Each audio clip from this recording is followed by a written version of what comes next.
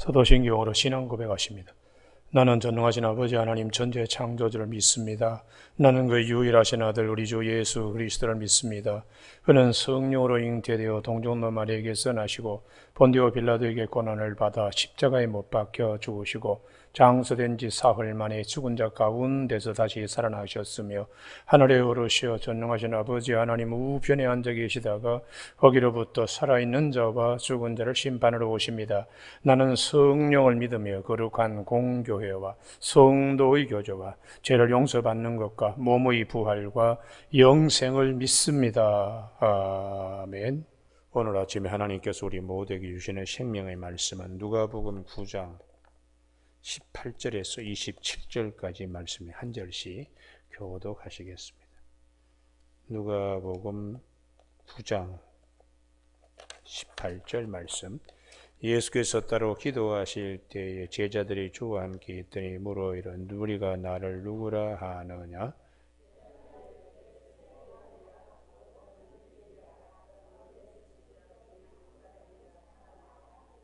예수께서 이르시되 너희는 나를 누구라 하느냐? 베드로가 대답하여 이르되 하나님의 그리스도시니이다 하니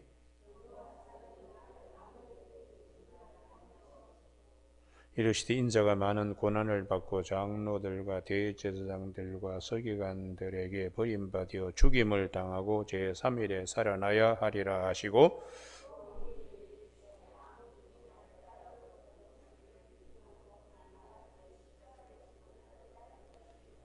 누구든지 제 목숨을 구원하고자 하면 잃을 것이요 누구든지 나를 위하여 제 목숨을 잃으면 구원하리라.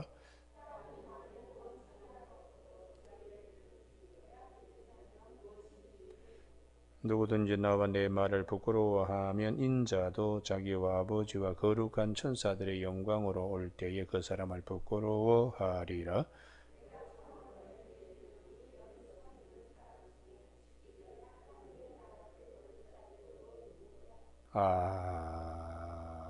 아멘. 오늘 22절에 이르시되 인자가 많은 고난을 받고 장로들과 대제사장들과 서기관들에게 버림받아 죽임을 당하고 제3일에 살아나야 하리라 하시고 하는 말씀 중심으로 생명의 떡 십자가와 부활이라는 제목으로 말씀을 나누겠습니다.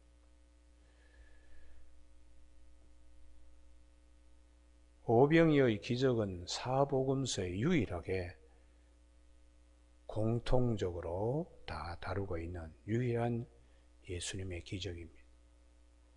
근데 공간복음에서 마태, 마가, 누가복음에서 예수님이 오병이어의 기적을 행하신 그것으로 끝나버려요.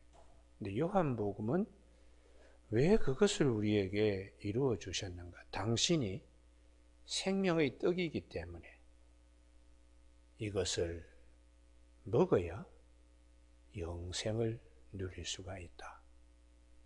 주님이 오병이어의 기적은 유월절 어린 양으로서 우리에게 오신 하나님의 어린 양으로 오신 분이다.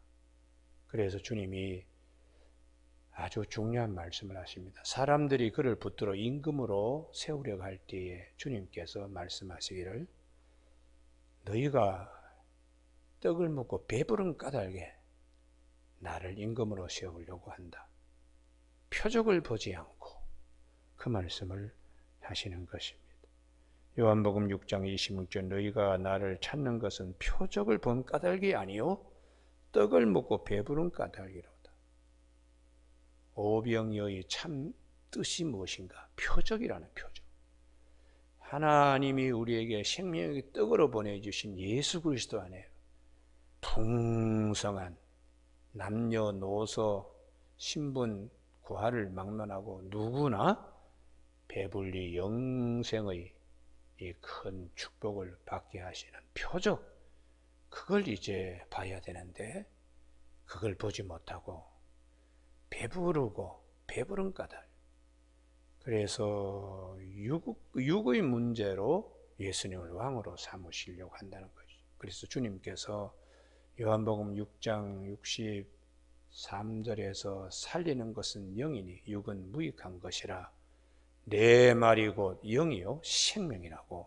그 영적인 표적을 중히 여겨야 된다는 것입니다. 그 다음에 이제 주님께서 제자들에게 비로소 말씀하시는 거예요. 세상에서 나를 누구라 하느냐? 너희는 나를 누구라 하느냐?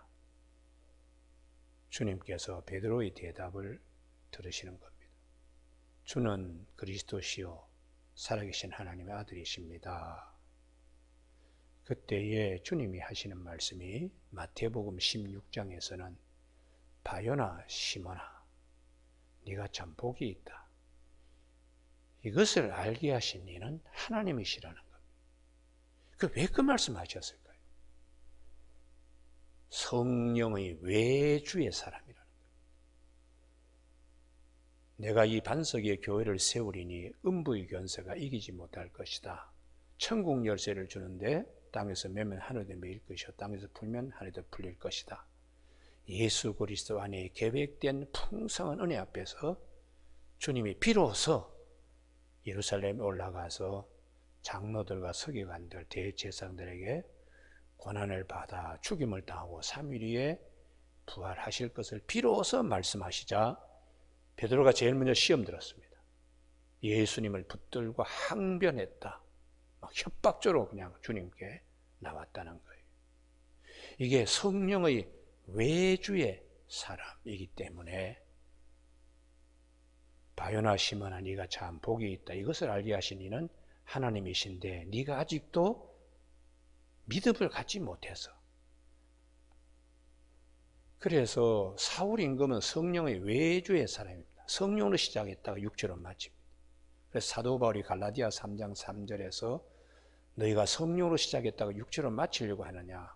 성령의 열매를 맺고 성령의 충만하심을 입으라고 그렇게 교회에 말씀하시. 성령의 내주의 사람은 어떤 사람인가? 이게 이제 오늘 아침에 대단히 중요합니다. 부활신앙을 가져야 합니다. 부활신앙이 없으면 성령의 외주의 사람이고 부활신앙을 가져야만 성령의 내주의 사람이 되는 것입니다. 그래서 나중에 베드로가 부활하신 예수를 만나도 갈릴리 바다 어부로 돌아갔습니다. 그때 주님께서 며칠 못 되면 너희가 성령 받는데 오직 성령이 너희 임하시면 권능을 받고 예루살렘과 온 유대와 사마리아 땅 끝까지 이르러 내 증인이 되리라 하고 오순절 날이 이미 이름에까지 열심히 기도했더니 성령이 불의 혓바닥같이 각 사람에게 임하면서 바람소리같이 임해서 서로 방언을 갖다가 하게 되었다. 그 이후에 베드로가 어떻게 나왔는가? 예루살렘에 있는 종교 지도자들이 예수 전하지 마라. 그랬더니 하는 말이 너희 말을 듣는 것이 옳겠는가? 하나님의 말씀을 듣는 것이 옳은가 생각해봐라. 죽어도 괜찮다 우리. 이 신앙이 어떻게 해서 가능할까요? 십자가 부활을 증거하는 자로 바뀌었는데 우리는 죽어도 괜찮다. 매 맞아가 돌에 맞아 죽어도 괜찮다. 이렇게 얘기할 수 있는 일은 성령을 받고 난 다음에 그가 달라졌습니다. 물이 포도주로 바뀌듯이. 그래서 사도 바울은 우리에게 성령은 부활의 하나님의 보증금으로 주셨다고 고린도 후서 5장 5절에서 사도 베드로는 베드로전서 1장 3절에서 예수 그리스도 아버지께서 예수 그리스도를 죽은 자 가운데 다시 살아나시게 하심으로 말미암아 우리를 거듭나게 하사 산 소망이 있게 하시니 이는 하늘에 있는 유업을 있게 하심이라. 이게 성령을 받는다는 것은 주님이 요한복음 3장에 물과 성령으로 거듭나지 하나님 나라에 들어갈 수가 없다. 성령은 부활신앙, 부활의 영으로 하나님이 우리에게 주시는. 그래서 요한복음 20장에서 부활하신 주님이 제자들에게 제일 먼저 말씀하신 것이 숨을 내쉬며 성령 받으라 이렇게 말씀하셨습니다. 이런 하나님의 큰 은혜 앞에서 아직도 베드로는 이게 무슨 뜻인지 주님이 십자가에 죽으시고 부활하신다는 말씀을 베드로는 아직도 이걸 소화해내지 못하고 아주 주님 앞에 길을 딱 막고, 그래서 예수님께서 사탄아 내 뒤로 물러서라. 너는 하나님의 일을 생각지 않고 사람의 일을 생각한다고. 그리고는 주님이 누구든지 나를 따라오려면 자기 십자가를 지고 자기를 부인하고 나를 따를 것이다. 그 말씀을 하고 계시는 것입니다. 마태복음, 마가복음에도 항변했다고 그렇게 되어 있는데 누가복음은 이걸 뺐어요.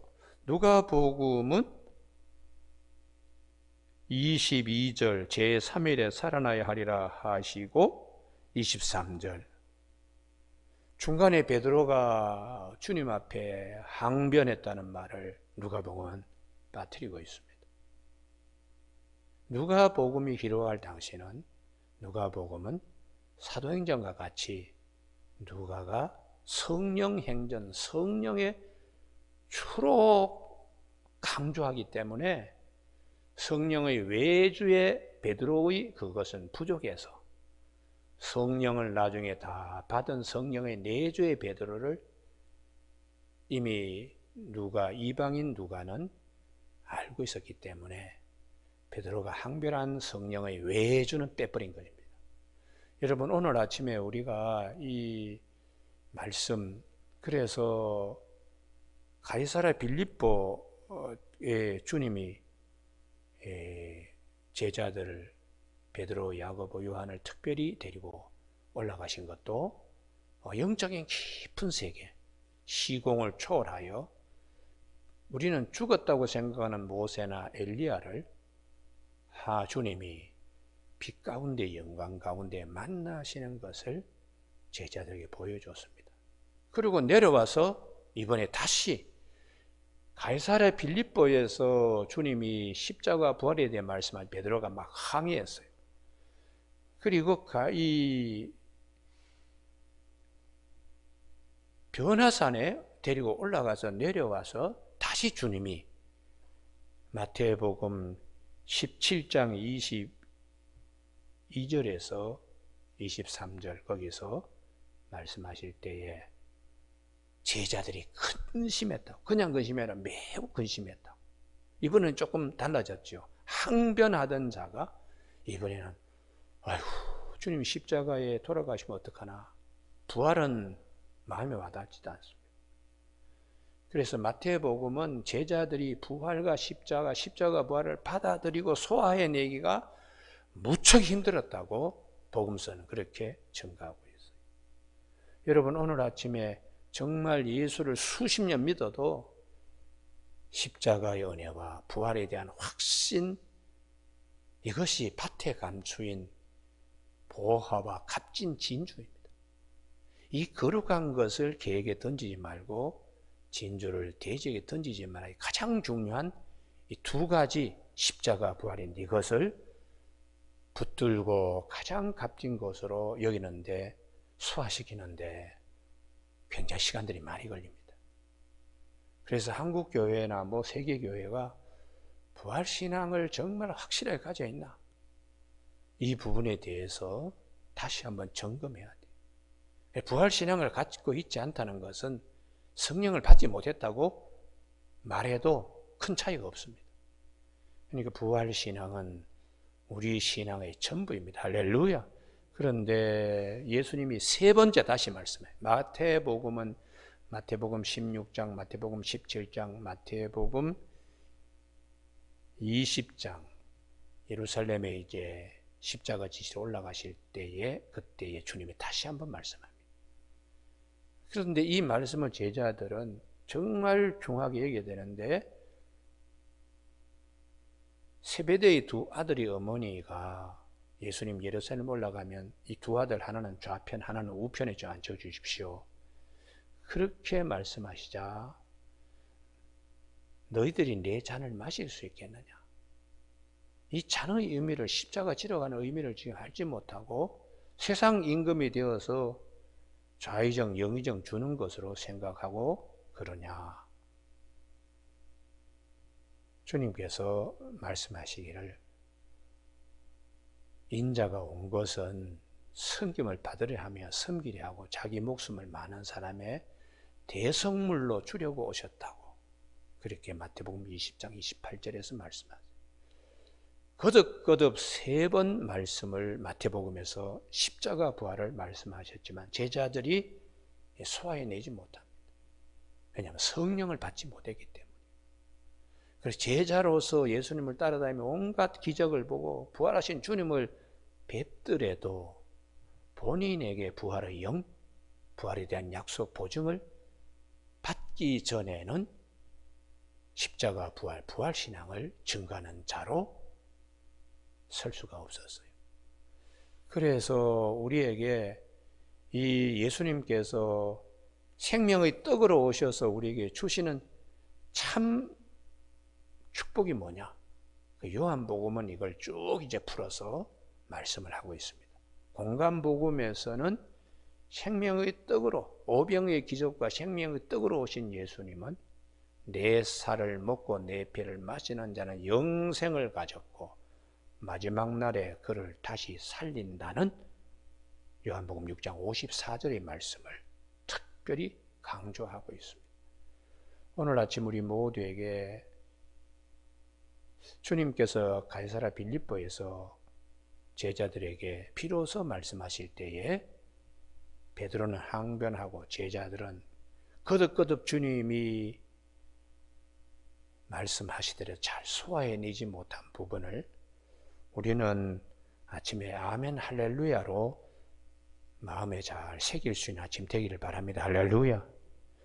그래서 이 22절에 죽임을 당하고 제3일에 살아나야 하리라. 이게 가장 큰 축복입니다. 가장 큰 축복인데 이 표적을 보지 못하고 썩을 양식을 위하여 일하고 영생을 위하여 이것을 보지 못하는 제자들 앞에서 주님이 23절에 또 무리에게 이르시되 아무든지 나를 따라오려거든 자기를 부인하고 날마다 제 십자가를 지고 나를 따를 것이라. 누구든지 제 목숨을 구원하고자 하면 잃을 것이요 누구든지 나를 위해 제 목숨을 잃으면 구원하리라. 이 말씀이 당시에는 참 받아들이기 어려워. 내 육을 갖다가 중히 여기면 아니 죽는데 어떻게 살아나냐? 이렇게 여길 수 있어요. 그러나 부활신앙으로 볼 때는 죽어도 살지 할렐루야 이렇게 이 말씀이 들어오는 겁니다. 그래서 사도 바울도 처음에는 주님의 부활을 받아들일 수가 없었어요. 그래서 예수 믿는 사람을 죽이려고 온갖 그냥 혈안이 되어서 가던 사도 다메섹 도상에서 부활하신 예수를 만나고 난 다음에 아나니아를 통하여 성령 안수 받으며 성령 받았을 때에 사도 바울이 완전히 바뀝니다. 그래서 이 본문 말씀을 사도 바울은 갈라디아서 2장 20절로 고백하고 있어요.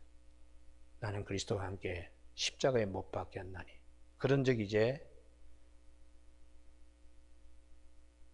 내가 사는 것은 오직 나를 사랑하사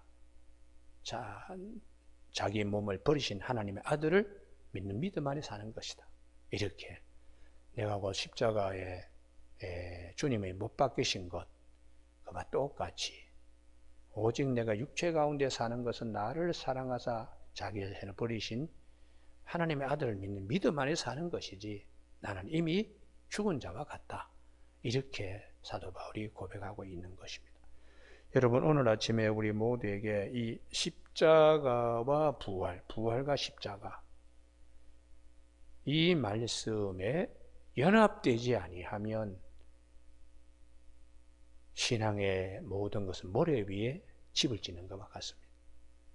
그래서 첫째도 십자가 부활이고 둘째도 우리 신앙은 십자가 부활이고 십자가 대속의 은혜는 로마서 5장 8절에 우리가 죄인 되었을 때 그리스도께서 우리를 위하여 죽으심으로 하나님께서 우리에 대한 자기의 사랑을 확증하신 것에 감사하고, 로마서 4장 25절에 예수가 우리 죄 때문에 내줌이 되고 의롭다 하게 하여 살아나신 부활의 이 은혜는 늘 마음에 깊이 간직하면서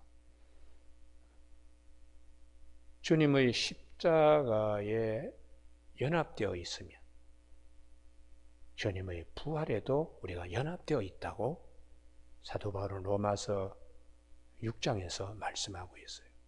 그래서 오늘 아침에 우리 모두가 가장 중요한 것을 제자들이 참 소화해내기 어려웠다. 그러나 성령을 통하여 성령을 받았을 때에 너무나 큰 은혜인 것을 깨닫게 되었다고, 이렇게 성경은 증거하는 것을 꼭 기억하는 저와 여러분이 되시길 바랍니다. 할렐루야. 그래서 주님이 사람이 25절입니다. 사람이 만일 온 천을 얻고도 자기를 잃든지 빼앗기든지 하면 무엇이 유익하리요? 누가복음에 부자와 거지 나사로. 부자는 살아생전에는 육신의 장막으로 있을 시대는 세상에 온 것을 다 가진 자처럼 살았어요. 매일 파티하고 매일 그냥 연락하고 고운 배옷 입고 자색 옷, 뭐 거기는 부와 권력을 상징하는 것들입니다. 자색 옷은. 그렇게 살다가 죽었을 때에 정말 아브라함의 품에 들어가는 기회를 놓치고 말았습니다. 그러나 거지 나사로는 아무것도 갖지 못하였어도 오직 천국만을 바라보는 믿음, 어서 주님 앞에 가야지, 그 믿음으로 그는 부자와 같이 죽었습니다. 그러나 가비가 서로 이렇게 교차되는 자리에 죽음은 다 공통적으로 있듯이 사후의 세계는 정반대가 되었습니다. 그래서 성경은 우리가 눈에 보이는 이 세계만 있는 것이 아니고 육신의 장막을 벗어버린 또 다른 세계가 있다는 걸 기억하고 꼭 준비해야 된다. 거기에 들어갈 수 있는 유일한 방법은 생명의 떡으로 오셔서 자기의 몸을 찢어서 우리에게 주신, 보리떡을 찢어서 사람들에게 줘서 먹이신 것처럼 우리에게 자기 몸을 십자가상에서 찢어서 우리에게 주신 예수 그리스도를 통해서 하나님 나라예요. 그래서 주님이 요한복음 14장 6절에 내가 곧 길이요 진리요 생명이 나로 말미암지 않은 아버지께로 올 자가 없다고 주님이 말씀하셨습니다. 여러분, 오늘 아침에 우리 모두가 이 대속의 은혜, 십자가와 부활의 은총, 이것을 우리가 마음에 잘 새기면 주님 앞에서 칭찬받는 귀한 축복이 있고, 이것을 믿지 아니하면 26절 누구든지 나와 내 말을 부끄러워하면 인자도 자기와 아버지와 거룩한 천사들의 영광으로 올 때 그 사람을 부끄러워하리라, 이렇게 말씀을 하십니다. 여러분, 오늘 아침에 우리가 성령을 받았을 때에 어떤 축복이 있는가? 27절 다 같이 읽습니다. 시작. 내가 참으로 너희에게 이르노니 여기 서 있는 사람 중에 죽기 전에 하나님의 나라를 볼 자들도 있느니라. 아멘. 성령 임하심으로 하나님의 나라의 백성으로. 그래서 요한복음 여기를 꼭 찾으셔야 되는데요. 2장 22절. 요한복음 2장 22절 다 같이 읽습니다. 시작. 죽은 자 가운데서 살아나신 후에야 제자들이 이 말씀하신 것을 기억하고 성경과 예수께서 하신 말씀을 믿었더라. 할렐루야. 부활신앙으로 가득 찼을 때에 비로소 모든 말씀이 아멘이 되었다는 거예요. 부활신앙은 성령을 받음으로, 예수님이 이 성전을 헐어버리라 할 때에 성전, 자기 자신을 성전으로, 성전보다 크신 예수님께서 3일 만에 다시 일으켜 세운다고 부활에 대한 말씀을 요한복음은 주님께서 성전 헐어버려라, 십자가의 죽으심을, 말씀하는 것이죠. 그래서 이러한 말씀의 뜻을 제자들이 부활신앙을 갖고 난 다음에 성경의 모든 말씀, 이게 비유든 영적 상징이든 아니면 앞으로 이루어질 일이든 모든 말씀이 다 쉽게 아멘이 되었다는 것이 할렐루야. 그래서 고린도전서 2장의 영에 속한 사람은 아무에게도 물을 필요도 없다. 판단받을 필요도 없고, 왜냐 그러면 성령이 다 말씀하시니까. 그래서 사람의 영 외에는 사람 속에 있는 걸 누가 알겠냐. 이와 같이 하나님의 일도 성령 외에는 알 수가 없다고. 하나님께서 우리에게 성령을 주신 것은 세상의 영을 받지 않고 성령을 우리에게 주신 것은 하나님이 우리에게 은혜로 주신 것들을 알게 하려 하심이라고 그렇게 성경 고린도전서 2장에서 말씀하고 있어요. 오늘 아침 우리가 이 너희는 나를 누구라 하느냐 할 때에 주는 그리스도시요 살아계신 하나님의 아들이십니다. 이 베드로의 신앙 고백이 참 육화되기까지 입술에 그냥 이렇게 나오는 외주가 아니고 지식적인 것이 아니고 정말 내 안에 육화되어서 성령의 내주의 사람으로 나중에 사도 베드로가 부활을 전가하고 십자가 예수님을 전가할 때에 우리가 너희 말 듣는 것이 옳은가 하나님의 말씀을 듣는 게 옳은가 아주 담대하게 복음을 증거할 수 있었던 사도 베드로. 오늘 아침 우리 모두가 성령을 주심은 주님의 깊은 뜻을 알고 우리가 어떻게 해서든지 부활에 참여하게 된다는 이 놀라운 소식에 감사하는 저와 여러분이 되시길 주님의 이름으로 축복합니다. 기도하시겠습니다. 하나님 아버지, 주님의 십자가와 부활, 이 귀한 것을 주님의 제자들이 많은 기적을 보면서도 하나님이 주시는 은혜의 말씀을 육화시키지 못했습니다. 자기 것으로 성령이 오셔서 선물로 이 귀한 은혜와 진리의 말씀을 육화시켜서 하나님께 감사하며 부활하신 주님을 예루살렘과 온 유대와 사마리 땅끝까지 이르는 증인의 삶을 산 것을 저희가 보면서 오늘 우리의 신앙도 십자가 부활 신앙으로 완전 무장할 수 있도록 성령께서 항상 깨우쳐 주시고 이 귀한 영적인 축복을 잃지 않으며 살아갈 수 있도록 늘 도와주시길 원하오며 예수님 이름으로 기도드립니다. 아멘.